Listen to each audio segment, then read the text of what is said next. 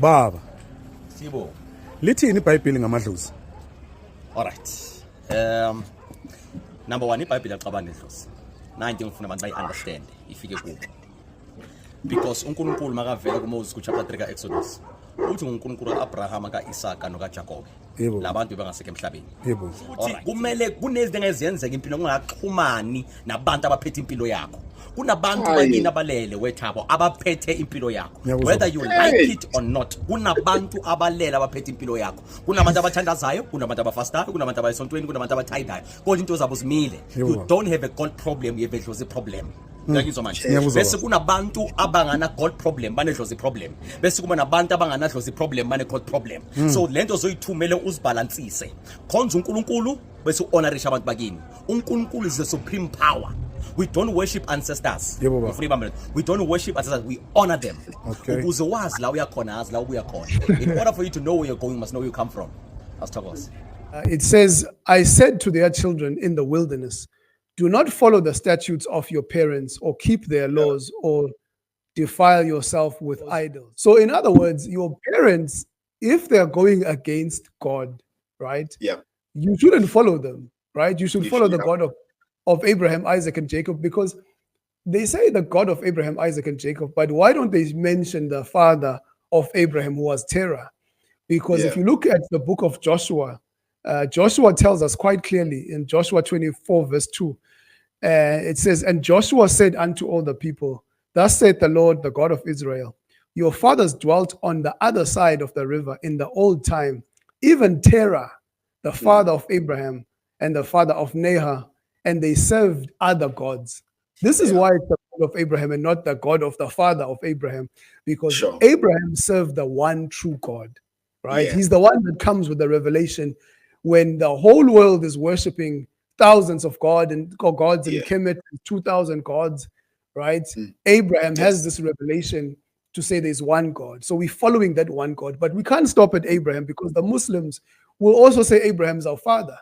And so we say it's Abraham and Isaac, because the Muslims will not acknowledge Isaac. So we say Isaac. But then we say Jacob, because it's the God of Israel. Jacob is Israel. And Israel, there you will find the fulfillment of that prophecy that God promised to Abraham, that the Messiah will be born through this nation, and then the whole world will be blessed. So this is why we say the God of Abraham, Isaac, and Jacob. It's got nothing to do with ancestral worship. But I want to also end it, at least on my side, to also highlight to people, that it's important that you understand that your life needs to be guided by God, right? Absolutely. And if you look at the apostles, I think it's Acts chapter 5, verse 29, and these guys were being persecuted, they were being beaten, and Peter and the other apostles replied to the people who were saying, stop preaching in the name of God. And the question was, or not the question, but the response was, we must obey God rather than human beings.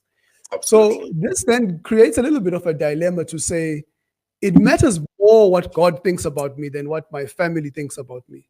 Absolutely. I need to please God rather than to try and please my ancestors or to please even my family, right? Yes. What's important is that you are obeying God. If God says don't worship and speak to the dead, it doesn't matter what vision you're going to get. It doesn't matter what your tradition says.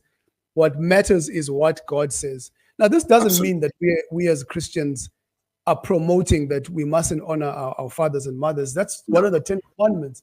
It says we must honor them.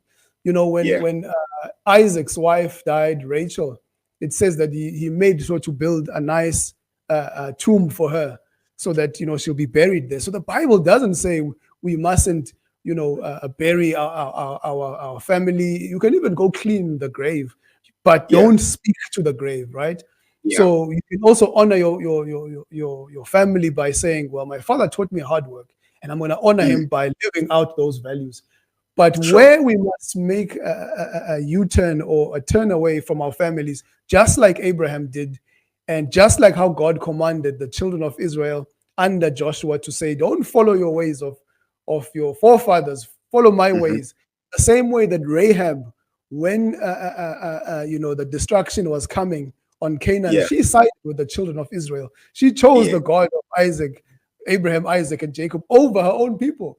right? Yeah. So we must always take God's side over anything, Absolutely. right? If my whole family will stand up against God and rise up against God, I will stand with God. That's really what it means that we worship the God of Abraham, Isaac, and Jacob. We don't worship idols.